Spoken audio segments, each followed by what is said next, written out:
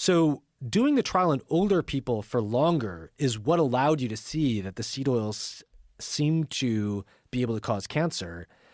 And what the author's conclusion was that because the total mortality was just starting to diverge at the 8-year mark, and because they had a plausible reason for it, that the cancer was exploding, they said, we have ultimately left the question of whether these oils are toxic unresolved.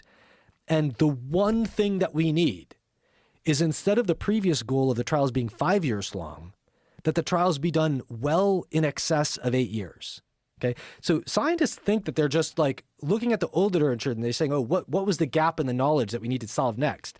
Well, I'm telling you, they concluded in 1969 that the gap in the knowledge was we need a trial that's a lot longer than 8 years. And what did we get? 7 to 12-week trials. It's kind of like that, who was it? Peter Thiel or someone had a tweet that was like, they promised us flying cars and all we got was 180 characters or something like that. Whatever that quote is. Mm-hmm. You know, they promised us well in excess of 8-year trials was the next thing we needed to study.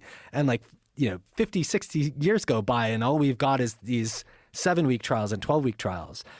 Now, we also know why seed oils would take a while to have such negative effects, because it actually takes you 4 years just for your tissues to start looking like the seed oil you're eating. Like if you switch from butter and olive oil today and you go on corn oil, it's going to take 4 years for your tissues to fully look like the corn oil. And then once that happens, you've got secondary effects. So you start getting your vitamin E levels depleted much faster. But it takes a while for the vitamin E levels to go down in order for other effects, other results of that, like the increased vulnerability to the tissues being destroyed. All that stuff is like you're not even starting to see it until 5-6 years go by.